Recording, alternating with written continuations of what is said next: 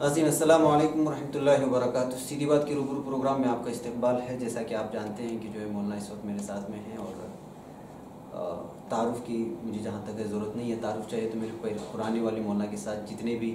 Interviews ہیں اس کو ضرور دیکھ لیں۔ مولانا کی اس وقت بنگلور کا ایک دورہ ہوا ہے، بلکہ بنگلور کا دورہ نہیں، مولانا ایک بیرون سفر پر نکل رہے ہیں، تو اس کے درمیان ملاقات ہوئی ہے۔ چونکہ کرناٹک میں انتخابات کا بھی موسم ہے اور بہت ساری ملکی سطح پر کئی ساری ایشوز اس وقت جو ہے بالخصوص مسلمانوں سے وابستہ منظر عام پر لائے جا رہے ہیں، اسی سلسلے میں مولانا سے جو ہے گفتگو شنید ہوگی تاکہ ہم لوگوں کے سامنے ساری چیزیں واضح ہو جائیں۔ تو مولانا پہلے جو ہے پہلا سوال آپ سے یہ ہے کہ جو ہے اس وقت ملکی سطح پر علی گڑھ یونیورسٹی کو اور دیگر چیزوں کو لے کر کے جو ہے مسلمانوں کو پوری طرح سے گھیرے میں لینے کی کوشش کی جا رہی ہے اور تاریخ کو جو ہے مٹھانے کی کوشش کی جا رہی ہے۔ اس سلسلے میں مسلمانوں پر یہ ذمہ داری عائد ہوتی رہی ہے اور آج اور شدت کے ساتھ عائد ہو رہی ہے کہ جو تاریخ مسلمانوں کی اس ملک میں گزری ہے اور بڑی تابناک تاریخ رہی ہے، حکام کی تاریخ بھی ایک حد تک، اور علماء اور دانشوروں اور اس ملک کے ادباء شعراء، اس ملک میں جن لوگوں کا بہت بڑا کردار رہا ہے اور جنہوں نے اس ملک کو بنایا اور سنوارا ہے، مسلمانوں کی ذمہ داری تھی اور ہے کہ وہ ان کا تعارف کرائیں۔ جو ان کی روشن تاریخ رہی ہے، 1000 سال تقریباً ایسے رہے ہیں جس میں اس ملک میں مسلمانوں نے ہر طرح کی تمدنی، تعلیمی، تربیتی خدمات انجام دی۔ اس ملک کے بڑے روڈ ہوں، اس ملک کے ہاسپٹلس ہوں، اس ملک کے تعلیمی ادارے ہوں،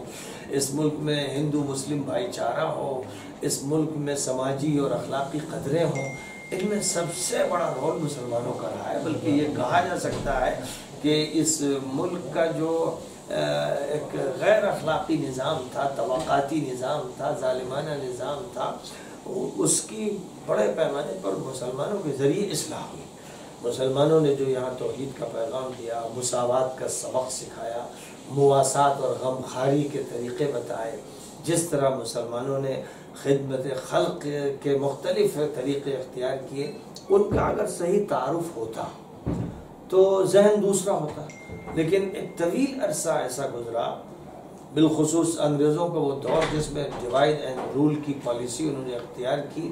اور مسلمانوں اور ہندوؤں، مسلمانوں اور سکھوں، مسلمانوں اور دیگر مذاہب کے لوگوں کے درمیان دراڑ پیدا کی، نفرتیں پیدا کی۔ تو اس وقت بھی مسلمانوں کو بڑا کام یہ کرنا چاہیے تھا اور یہ دراڑ پیدا نہیں ہونے دینی چاہیے تھی۔ انہیں چاہیے تھا کہ ہندو مسلم جو تفرقہ پیدا کیا جا رہا ہے اس کو ختم کریں، لیکن سارا مقابلہ انگریزوں سے رہا اور ظاہر ہے کہ انگریزوں کی طاقت کے سامنے وہ ٹک نہیں سکے، وہ شکست کھاتے چلے گئے، یہاں تک کہ 1857 میں بہادر شاہ ظفر کی قیادت میں جو مقابلے کی کوشش کی گئی اس میں ناکامی ہوئی، پھر لاکھوں مسلمانوں کا قتل عام ہوا۔ اب جو کچھ ہوا اور انگریزوں کا دور شروع ہو گیا اس ملک میں، اور تقریباً 90 سال 57 سے لے کر 47 تک، 1947 تک ان کا جو بھی نظام چلتا رہا، اس وقت اگر مسلمان داعیانہ اعتبار سے بھی اور فکر سازی کے اعتبار سے کام کرتے اور جتنے بھی اس ملک میں طبقات تھے سب کے پاس جا جا کر صحیح بات کہتے اور تاریخ کو مسخ کیا جا رہا تھا، وہ اس کے سلسلے میں رکاوٹ بن جاتے اور صحیح تاریخ لوگوں تک پہنچاتے، ہندی میں، سنسکرت میں، انگریزی میں، اس میں کمی رہی ہے۔ یہاں تک کہ 1947 میں جب ملک تقسیم کر دیا گیا تو پھر نفرت اپنے عروج کو پہنچ گئی اور اس تقسیم کے نتیجے میں لاکھوں انسانوں کا قتل عام ہوا۔ اور تقسیم کے بارے میں جو رول رہا ہے کانگریس کا، بالخصوص پنت اور پٹیل کا، جواہر لال کا، اور گاندھی جی کو چاہے مجبور کیا گیا ہو چاہے انہوں نے اختیار سے بات کہی ہو، تقسیم کا فیصلہ قبول کیا انہوں نے، یا یوں کہیے کہ انہی کی دستخط سے تسلیم کا فیصلہ ہوا۔ تو اگر گاندھی جی اس وقت مرن برت رکھ لیتے، جیسے بعد میں انہوں نے اس وقت یہ عمل کیا جب قتل عام ہو رہا تھا اور اس کو روکنے کی کوشش کی، لیکن 1947 میں اگست میں ملک آزاد ہوا تھا، اور جنوری 1948 میں جب لاکھوں مسلمان شہید کیے جا چکے تو گاندھی جی نے مرن برت رکھا کہ صاحب یہ فسادات بند کیے جائیں۔ یہی کام پہلے ہونا چاہیے تھا، اور یہ کام اس وقت ہونا چاہیے تھا جب انگریز تقسیم کر رہے تھے اور تقسیم کی قرارداد سامنے آ رہی تھی، تو ملک تقسیم ہی نہ ہوتا، ملک متحد رہتا، اور بلوچستان ہوتا یا سرحد ہوتا یا پنجاب ہوتا، یہ سارے جو علاقے تھے یہ اسی ہندوستان میں رہتے، مسلمان بھی رہتے، ہندو بھی رہتے، انگریزوں کو باہر نکال دیا جاتا، تو جو ہماری پچھلی تاریخ تھی واپس آتی، اب بھائی چارے کا ماحول رہتا، اس پر اصل جدوجہد ہونی چاہیے تھی، لیکن بہرحال وہ تحریک کامیاب ہو گئی، تقسیم کا عمل ہو گیا اور تقسیم نے نفرتیں پیدا کی۔ اب 1947 سے جو اصل جدوجہد ہونی چاہیے تھی وہ یہی کہ ہم زخموں کو مندمل کریں۔ صرف مسئلہ یہ نہیں کہ اس ملک میں جو فسادات ہوئے ان فسادات کو بھلا دیا جائے اور پھر اگلے مرحلے کی فکر کی جائے، صرف یہ نہیں ہونا چاہیے تھا، زخموں کو مندمل ہونا چاہیے تھا، اور جو دوریاں تھیں انہیں ختم کرنا چاہیے تھا، بیچ میں جو خلیجیں تھیں ان کو پاٹ دینا چاہیے تھا، ہندو مسلم ایسا اتحاد ہوتا جیسے انگریزوں کو اس ملک سے نکالنے کے لیے ہوا تھا، اس وقت جو بھائی چارے کا ماحول تھا 47 کے بعد اسی بھائی چارے کے ماحول کو پیدا کیا جاتا، تو آج جو مسائل کھڑے ہو گئے ہیں اور جن کا فائدہ اٹھایا جا رہا ہے، اور کرناٹک کے الیکشن میں آگ لگائی جا رہی ہے، زہر گھولا جا رہا ہے، ہندو مسلم تقسیم کی جا رہی ہے، یہ ہو ہی نہیں سکتی تھی، اور یہی ڈر ہے کہ 2019 میں جب ملک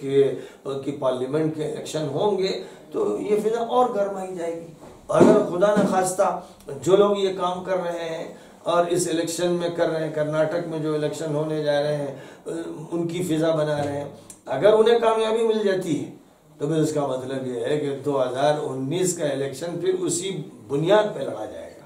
پھر ہندو مسلم تفریق ہی کی بنیاد پر الیکشن لڑا جائے گا، اور جب وہ الیکشن اس بنیاد پہ لڑا جائے گا تو پھر گہرے گھاؤ ہوں گے، پھر زخم ایسے ہوں گے جن کا بھرنا مشکل ہو جائے گا، اس لیے پوری توجہ اس پر مبذول کرنی چاہیے کہ جو لوگ یہ چاہتے ہیں کہ ملک میں امن رہے، بھائی چارہ رہے، سب مل جل کر کام کریں، ملک ڈیموکریٹک ہے، ملک سیکولر ہے، یہ اس کی حیثیت برقرار رہے، تو ان کو پھر مل جل کر جدوجہد کرنی چاہیے، اور ہمیشہ ظالموں اور مظلوموں کا محاذ ہونا چاہیے، جو بھی مظلوم ہیں یا کمزور ہیں یا جو کھلا ذہن رکھتے ہیں ان کا ساتھ دینا چاہیے، وہ کوئی بھی ہو، کوئی سی پارٹی ہو، ان کا ساتھ دینا چاہیے اور سب کو جوڑنا چاہیے کہ تتر بتر ہو کر آپ کسی متحدہ طاقت سے نہیں لڑ سکتے، اس لیے اس بات کی ضرورت ہے، سیاسی مسئلہ ہو وہ وقتی ہوتا ہے، اس کو حل کرنا ہے، ثقافتی مسئلہ بڑا لمبا ہوتا ہے، اسکولوں سے، کالجوں سے، یونیورسٹیز سے، مدرسوں سے اس کا تعلق ہے، پھر میڈیا کا بڑا اہم رول ہوتا ہے، میڈیا 24 گھنٹے اپنا کام کرتا رہتا ہے، اور میڈیا کے جو لوگ ہیں وہ ذہن سازی کرتے ہیں، وہ کسی ایشو کو لے لیتے ہیں تو جس رخ پر چلانا چاہتے ہیں لاکھوں انسانوں کا ذہن اسی رخ پر بنا دیتے ہیں، بہت سے لوگ ایسے ہوتے ہیں جو غیر جانبدار ہوتے ہیں، یا بہت سے لوگ ایسے ہوتے ہیں جو خالی ذہن ہوتے ہیں، ان کے ذہن میں جو چیز ڈالی جاتی ہے وہی اصل اوریجنل ہوتی ہے، تو اس پر وہ یقین کر لیتے ہیں، اور جو لوگ جدوجہد کرتے ہیں امن کے لیے کرتے ہیں، بھائی چارے کے لیے کرتے ہیں، ان کی جدوجہد محدود ہو جاتی ہے، اکثر یہ دیکھا جاتا ہے کہ میڈیا کا وہ استعمال نہیں کر پاتے یا میڈیا ان کو بلاتا نہیں، ان کو قریب نہیں کرتا، تو ان سب چیزوں کے نقصانات ہو رہے ہیں، اس لیے کرناٹک کے الیکشن کے تناظر میں جو یہاں اس وقت ہم صورتحال دیکھ رہے ہیں اس میں میرا یہ کہنا ہے کہ پورے ملک کے لیے 2019 کو سامنے رکھتے ہوئے ایک زبردست جدوجہد ہونی چاہیے، اور وہ اتحاد کی ہونی چاہیے، مظلوموں کا ساتھ دینے کی ہونی چاہیے، اور ملک کا جو ڈھانچہ ہے، جو صحیح ڈھانچہ ہے کانسٹیٹیوشنل، اسے باقی رہنا چاہیے، ایسا نہیں ہونا چاہیے کہ کانسٹیٹیوشن متاثر ہو جائے اور قانون میں مداخلت کی جائے اور قانون کی دفعات کو بدل دیا جائے، اور جو بنیادی چیزیں ہیں، فنڈامنٹل رائٹس ہیں، ان میں بھی تصرف کر دیا جائے، یہ نہیں ہونا چاہیے، اس کے لیے ملی جلی زبردست جدوجہد مطلوب ہے۔ تو کرناٹک کے الیکشن میں آپ متحدہ ایک پارٹی کو چننے کا آپ اشارہ دے رہے ہیں؟ نہیں، ایک پارٹی تو پھر وہ الگ ہو گئی، ایک ہو گئی، بہت سی پارٹیوں کو مل کر ایک متحدہ محاذ بنانا چاہیے، اور متحدہ محاذ ملک میں سلامتی کے لیے، امن کے لیے، بھائی چارے کے لیے، ترقی کے لیے اور یہاں کے دستور کے بقا کے لیے، ہندو مسلم اتحاد کے لیے ہونا چاہیے۔ تو جو بھی اس کی ضمانت دے سکے اور لوگوں کو یہ احساس ہو کہ یہ پارٹیاں ہیں جو اس ڈھانچے کو برقرار رکھ سکتی ہیں، ان کا یہی سوچ ہے، ان کے ساتھ کھڑا ہونا چاہیے۔ صرف مسلمانوں کو نہیں کھڑا ہونا چاہیے، تمام کمزوروں کو، مظلوموں کو، صحیح فکر رکھنے والوں کو اور ملک کی سلامتی کی جد و جہد کرنے والوں کو یا اس کی فکر کرنے والوں کو ایک ساتھ آنا چاہیے۔ اصل میں عام طور پہ دیکھا جاتا ہے مولانا کہ جو ہے جب الیکشن آتا ہے تو بالخصوص مسلمانوں میں جتنے بھی مختلف مکاتب فکر کے لوگ ہوتے ہیں اقتدار کے لیے یا کسی مخصوص پارٹی کی اقتدار دلوانے کے لیے متحد ہو جاتے ہیں، لیکن بعد میں جو ہے جب مسلمانوں کے بارے میں ان کے آئینی مسائل ہو یا ان کی دینی یا سماجی، اس میں کبھی متحد نہیں ہوتے بلکہ اختلافات ہی رہتے ہیں۔ تو یہ اتحاد ایک مطلبی ہو جائے گا نا؟ نہیں، دیکھیے کسی نہ کسی مقصد کے لیے اتحاد اگر ہے تو وقتی نہیں ہونا چاہیے، وہ دیر پا ہونا چاہیے، دور رس ہونا چاہیے، لیکن مقصد تو متعین ہو سکتا ہے۔ مثلا یہ کہ فلاں پارٹی بہتر ہے اور فلاں وزیر اعلیٰ کا رول اچھا رہا ہے، اس لیے ہم چاہتے ہیں کہ اس کی حکومت کا امتداد ہو اور اب اس کی حکمرانی باقی رہے، یہ دوسروں کے مقابلے میں بہتر۔ تو یہ ایک اچھا صحیح نقطۂ نظر ہے۔ اگر تجربے میں یہ بات آئی ہے تو اس تجربے کی بنیاد پر کوشش یہ کرنا چاہیے کہ جتنے بھی زیادہ سیکولر ذہن کے لوگوں کو جوڑا جا سکے، جو اتحاد ملک کا چاہتے ہیں اور ملک کی برادریوں اور اہل مذہب کا چاہتے ہیں، ان سب کو سامنے آنا چاہیے۔ انہوں نے تو کانگریس کے انتخابات کے معاف کیجیے گا کرناٹک کے انتخابات کے سلسلے میں ہو گیا، انہوں نے آپ کے سلسلے میں اسلامک یونیورسٹی کا ایک تصور آپ پیش کر رہے ہیں، ایک تخیل پیش کر رہے ہیں، اس کے سلسلے میں عوام کو کوئی کھلے جو ہے تخیلات یا اس کی وضاحت نہیں آئے۔ میں چاہتا ہوں کہ سیدھی بات کے ذریعے سے اس کی بھی جو ہے تفصیلات لوگوں تک پہنچے۔ دیکھیے، ایک تو ہم نے جب لکھنؤ میں ملیح آباد میں جامعہ سید احمد شہید قائم کیا تھا، یعنی سید احمد شہید یونیورسٹی، تو ایک اسلامک یونیورسٹی ہی کے پورے تصور کے ساتھ قائم کیا تھا اور اس کے لیے لگ بھگ 100 بیگھہ زمین حاصل کی تھی کہ یہاں پر مختلف فیکلٹیز اور کالجز قائم کیے جائیں گے، اسلامی نقطۂ نظر سے معاشیات، سماجیات، سیاسیات، سائنسز وغیرہ پڑھائی جائیں گی اسی نقطۂ نظر سے۔ اور اس کے لیے چند سالوں سے کوشش بھی کی گئی کہ یونیورسٹی کو منظور کر دیا جائے، لیکن اس کی منظوری اس لیے نہیں ملی کہ کم از کم 3-4 کالجز پہلے ہونے چاہیے، جب تک وہ موجود نہیں ہوتے ہیں تو یونیورسٹی کی حیثیت نہیں دی جاتی، اس لیے یہ رکاوٹ رہی۔ ادھر جب مسئلہ اٹھا تھا بابری مسجد اور رام مندر کا، تو اس میں جو میں نے بات رکھی تھی کہ مسجد کو شفٹ کیا جا سکتا ہے اور ایک یونیورسٹی بننی چاہیے، صرف مسجد نہیں ہونی چاہیے، مسجد تعلیم گاہ ہے۔ ہمارے نبی پاک علیہ السلام نے مدینہ منورہ میں مسجد قائم کی تو وہ ایک یونیورسٹی بھی تھی، وہ ایک دارالفتاء اور دارالقضاء، یہ ساری حیثیتیں اس کو حاصل تھیں۔ تو آج ہم ایک ایسی مسجد چاہتے ہیں کہ جس کے ساتھ ایک یونیورسٹی بھی ہو، ایک بڑی زمین ہو۔ مقصد یہ ہے کہ اسلام ہم کو جو سماجیات سکھاتا ہے، معاشیات کا جو نقطہ نظر دیتا ہے، اس کی تفصیلات بتاتا ہے، اسلام جو تجارت بزنس بتاتا ہے، جو ایڈمنسٹریشن اسلام سکھاتا ہے، اور جو میڈیکل سائنس اسلام نے بتائی ہے، اور پھر مسلمانوں نے اس میں جو زبردست ترقیاں کی اور اسپین میں یونیورسٹیاں قائم کی جن سے یورپ نے سیکھا، یورپ کا جو رینائساں ہوا وہ مسلمانوں کے ذریعے ہوا۔ یہ جو ہماری تاریخ ہے، بڑی روشن تاریخ، اس ملک میں بھی ہماری بڑی روشن تاریخ رہی ہے، پوری دنیا میں رہی ہے، وہ بالکل فراموش ہو گئی ہے۔ وجہ اس کی یہ ہوئی ہے کہ 16ویں صدی سے یورپ کا ایک ایسا رینائساں ہوا، ایک نشأت ثانیہ ہوئی کہ وہ غالب آتا چلا گیا اور مسلمان رو بزوال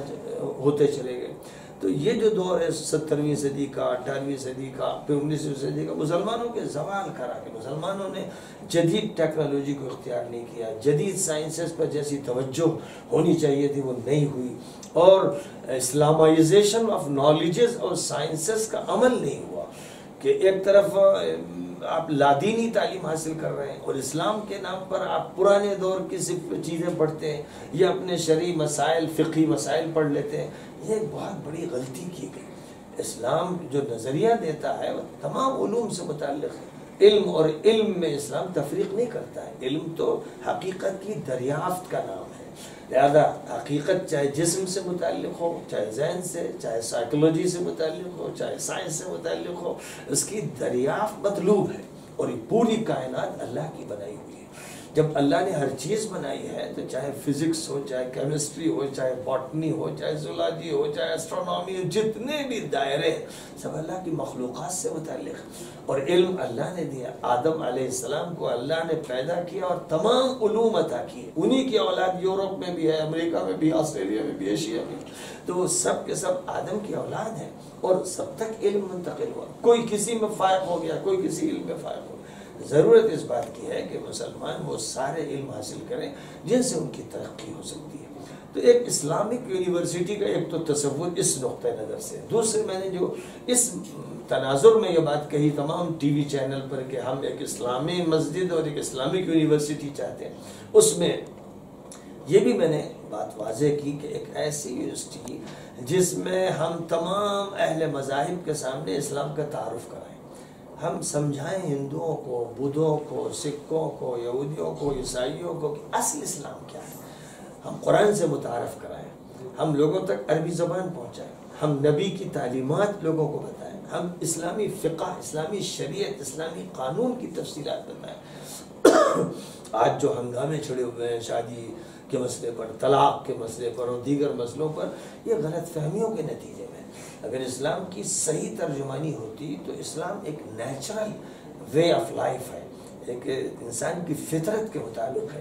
وہ بات صحیح طور پر پہنچائی نہیں گئی، کیونکہ مدرسے کے جو لوگ ہیں وہ اپنے حلقے میں رہ جاتے ہیں، وہاں سے لوگ نکلتے ہیں تو امام بن گئے، خطیب بن گئے، مدرس بن گئے، غیر مسلموں کے سامنے اور جدید تعلیم یافتہ طبقے کے سامنے وضاحت کرنے والے افراد ہیں نہیں، یہ بہت خال خال ہیں جن کی بات ٹھیک سے پہنچتی نہیں۔ تو اسلامک یونیورسٹی کا ایک یہ میرا مقصد ہے کہ ایک ایسا ادارہ ہو بڑا، ایک ایسی یونیورسٹی ہو جس کے ذریعے ہم دنیا کی تمام اقوام تک ان کی زبانوں میں اسلام کی صحیح تعلیمات پہنچائیں۔ تو دو کام ہوئے، ایک تو تعارف اسلام کے لیے ہندی میں، سنسکرت میں، انگریزی میں، فرینچ میں، رشین میں، دنیا کی ہر زبان میں ہم وہاں سے کسی کو بلانا پڑے یا اس ملک میں وہ کورس کرانا پڑے، اس میں کرا کر خاص طور پر اس ملک میں ہندی اور انگریزی اور سنسکرت اور پھر جو علاقائی زبانیں ہیں، کنڑ ہے، ملیالم ہے، تامل ہے، ان زبانوں کے جو اچھے ماہرین ہیں ان کے ذریعے اسلام کا تعارف کرائیں کہ صحیح بات پہنچے۔ اور دوسری طرف اسلام کا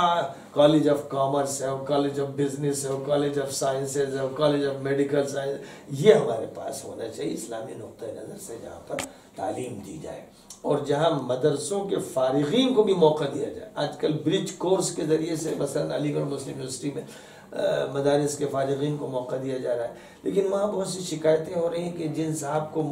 اس کی ذمہ داری سونپی گئی ہے وہ خود اس مسلمان نہیں صحیح معنی میں، وہ تو ذہن غلط بنا رہے ہیں۔ تو برج کورس میں ایک طرف تو آپ ہمارے طلبہ کو کالجز کا موقع دے رہے ہیں، دوسری طرف ان کا ذہن خراب کر رہے ہیں، مسموم کر رہے ہیں، تو یہ نہیں ہونا چاہیے۔ اس لیے یہ ادارہ ایسا ہونا چاہیے جس میں علماء کی سرپرستی بھی ہو اور نگرانی بھی ہو، اور اسلام کی ترجمانی کرتے ہوئے انگلش میں اچھا کورس کرایا جائے، ہندی میں کرایا جائے اور سنسکرت بھی پڑھائی جائے اور دیگر مقامی زبانیں پڑھائی جائیں۔ اس انداز سے ہو کہ ملک میں وہ ایک ایسا سینٹر ہو جس کی طرف لوگ دور دور سے آئیں کہ یہاں سے ہم اسلام سمجھ سکتے ہیں۔ لہذا وہ جو چینل پر ڈیبیٹ چلتے ہیں وہاں سے اسلام سمجھ میں نہیں آئے گا، یہ لوگوں کو بتایا جائے کہ وہاں تو صرف الجھنیں پیدا کی جاتی ہیں اور غلط پروپیگنڈا کیا جاتا ہے۔ اگر آپ کو اسلام سمجھنا ہے تو یہاں آئیے۔ اس مقصد اخراجات کیسے پورے ہوں گے؟ کیا اس کے لیے میں نے اعلان کیا اور کروایا کہ بھائی میں دعوت دیتا ہوں بڑے بڑے تاجروں کو، بلڈرز جو ہیں، کہ وہ آ کر ہمارے یہاں ایک کالج بنا دیں۔ وہ بنا دے کا مطلب نہیں ہمیں دے دیں، وہ خود اس کو چلائیں، مینٹین کریں، لیکن ہم لوگوں کا آپس میں کوآپریشن ہو۔ کوئی ایک کالج ایک کسی ٹیم نے اپنے ذمے لے لیا، ایک کسی اور نے لے لیا، کسی نے کامرس کالج لے لیا، کسی نے فارمیسی کالج لے لیا، کسی نے سائنسز کا کالج لے لیا۔ اب اس کے اخراجات بھی وہ کریں اور اس سے جو فائدہ حاصل ہو وہ بھی حاصل کریں، لیکن وہاں پر جو طلباء آئیں گے، جو پڑھائی کا سسٹم ہوگا وہ اسلامی نقطۂ نظر سے ہو، اس پر اتفاق ہو ہم سب لوگوں کا، تو ایک ایسا ادارہ وجود میں لایا جا سکتا ہے۔ اور چونکہ یو پی بہرحال دیوبند بھی وہاں ہے، ندوہ بھی ہے، بڑے بڑے ادارے مرکز ہے، ملک میں اس کا ایک مقام ہے، تو وہاں پر ہو۔ ہمارے یہاں بھی جو ہے جامعہ سید احمد شہید میں بھی کالجز بن سکتے ہیں، اور الگ بھی کوئی بڑی جگہ لے کر وہاں یہ کام ہو سکتا ہے جو پورے ملک کے لیے رہنما یونیورسٹی بن جائے. اور خاص طور پر جو مسلمانوں کی بڑی تعداد مدرسوں سے فارغ ہو رہی ہے، میں سمجھتا ہوں کہ ہر سال 1 لاکھ ہوتے ہوں گے شاید فارغ، نہ صحیح 50,000 ہوتے ہوں. اتنی بڑی تعداد مدرسوں سے فارغ ہوتی ہے، کہاں چلی جاتی ہے بتائیے. تو اس میں ایک بڑی تبدیلی لانی چاہیے، اسی طرح کہ ہم ان کو یہ کورسز کرائیں، اور اس طرح ایک تاجر اگر ایک کالج سے بنا دے اور اس کی ذمہ داری اپنی ٹیم کے ذریعے لے لے، یعنی یہ ایک طرح کا میلا جلا عمل ہو، ایک مشترک کوشش ہو، تو اس میں کوئی مشکل نہیں ہے. اس لیے میں یہاں کرناٹک میں خاص طور بنگلور میں دعوت دیتا ہوں تجار کو، بلڈرز کو، کہ آپ بلڈنگیں بناتے ہیں، کماتے ہیں، کھاتے ہیں، پیسہ ادھر ادھر پھینکتے ہیں، تعلیمی میدان میں منظم شکل میں ایک اسلامک یونیورسٹی کو وجود میں لانے کے لیے ایک کالج کی ذمہ داری لے لیجیے. شکریہ مولانا، آپ نے بہت اسلامک یونیورسٹی کے سلسلے میں اہم سوال تھا، ساری چیزیں آپ لوگوں کے سامنے آ گئی ہوگی. ناظرین، اس وقت ہو رہا ہے، انشاءاللہ پھر مولانا سے روبرو کے کسی وقت پھر ملاقات ہوگی، پھر دیگر جو ہے مسائل کو گفتگو شروع ہوگی. السلام علیکم ورحمۃ اللہ.